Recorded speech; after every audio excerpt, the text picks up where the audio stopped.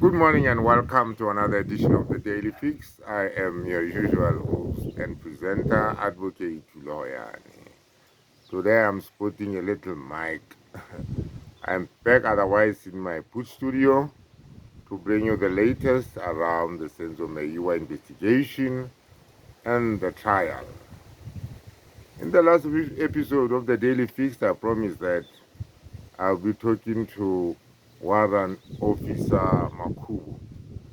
Warrant Officer Makubu, just for those who might not be aware, is the person who opened up docket 375, the docket that says there were no intruders into that house. I talked a little bit with Warrant Officer Makubu, but I must confess that people are sort of media shy or publicity shy. All that I can make out from what I talked with him is what we are seeing unfold before the Pretoria High Court is not what is supposed to be happening. Warrant Officer Makubu, together with the late Brigadier Low and others, were some of the first people on the scene. They processed that scene, and after processing the scene,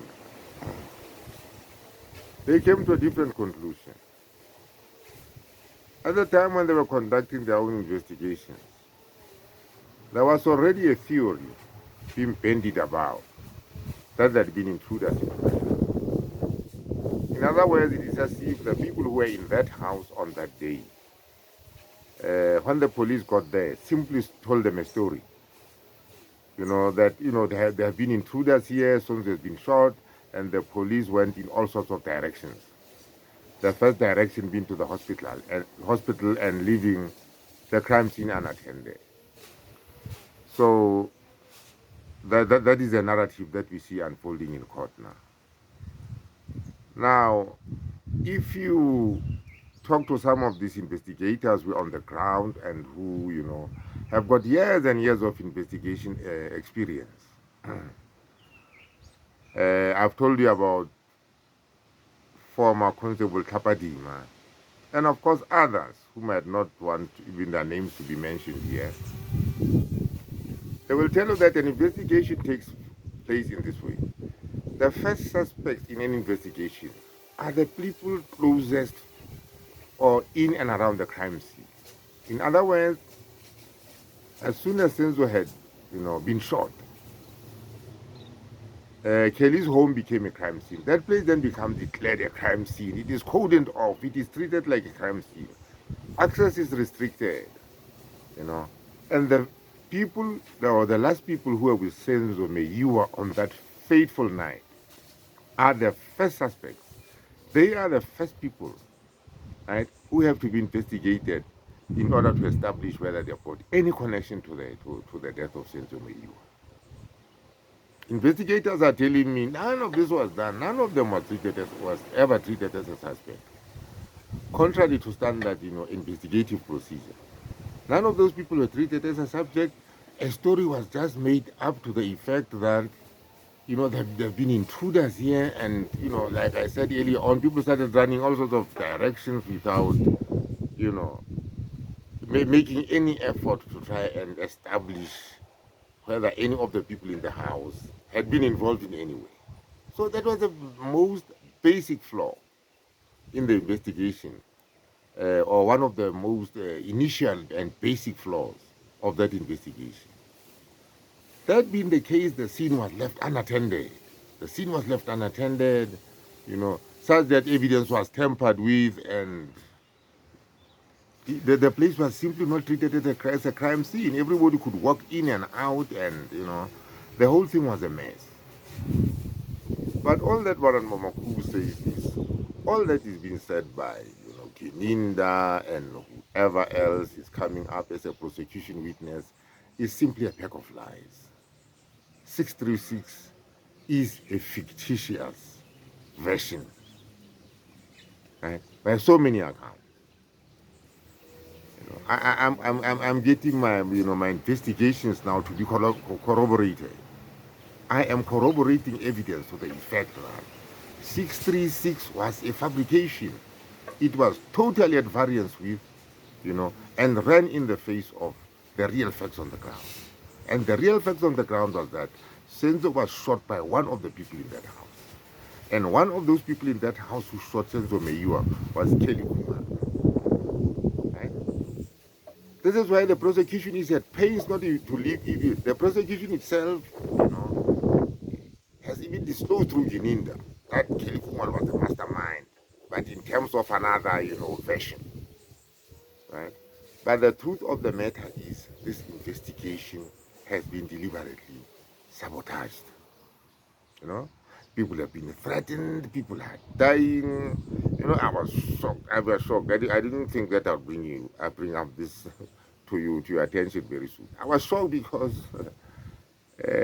recently now I'm getting a lot of abusive comments, threatening comments, you know, frankly comments that say you are going to pay a price for this. Why are you on all this? Who the hell are you? A lot of unsavory things which I will not be I cannot say here for public consumption. But I'm not easily deterred by threats like that. I take it is part of the territory. It goes with the job.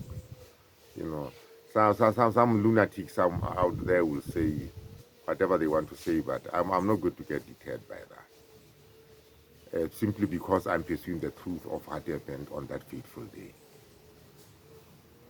I've also been in touch. I've also tried to contact Advocate Kherinel. You remember Advocate Kherinel? Kherinel, most of you remember you from the Oscar Pistorius case. He was the prosecutor in the Oscar Pistorius case.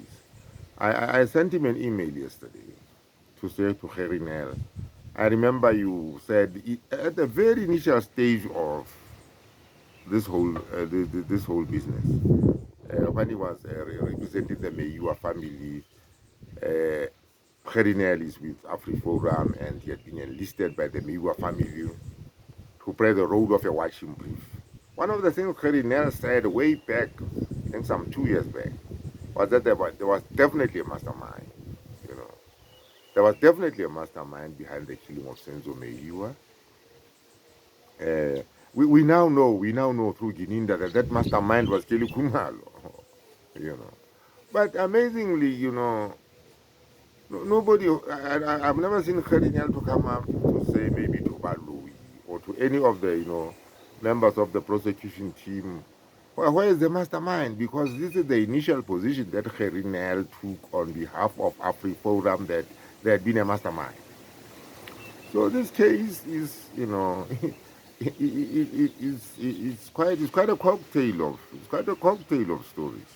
It's quite a cocktail of versions, right? And people, some people, I won't disclose names all the time. Some people promise to talk to me, and then all of a sudden, they are not available on their phones, or they no longer want to talk, and that sort of thing. It is a difficult task. It is a difficult task, I must acknowledge, but I'm up to the task. I'm up to the task. The more difficult it is, the more, challenging it becomes for me. The more I feel that, this is a battle worth fighting. What is the point of fighting an easy battle? Battles are battles because they are difficult, I suppose. So I'll try and get in touch again with Warren Officer Makumbo to get more detail about it. I'm trying to get in touch with other people also, just to build up the momentum towards, that march on the Pretoria High Court. Remember, there's a march on the Pretoria High Court that is coming. I'm not just going to be talking like this. I'm also, not only am I an advocate, but I'm also an activist. I intend to protest outside that Pretoria High Court sometime in the first 4 or 5 months of 2025 to say justice for Senzo Meyiwa. If I have to do it alone, I'll do it alone. But I'm soliciting, the support of the public, and I hope the public supports me. But if I fail, who knows? the struggle continues. I will stand outside there in my gowns and everything. I will have my little board there, and I will just say in one simple voice, justice for Senzo Meyiwa now. So that is where we are.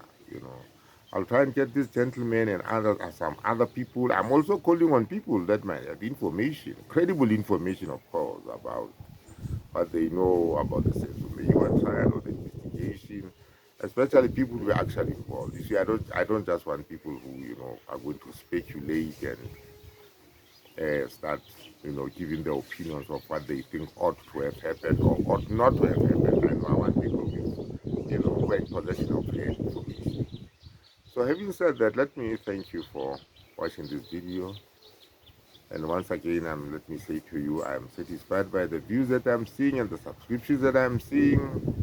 Well, the threats come with the territory. What can we do? What can we do? Because you can't stop people commenting on your channel to say we are watching you. That kind of thing. Why should I bother myself about that? But having said that, and if you watch this video, let me thank you again once more, and please have a nice day.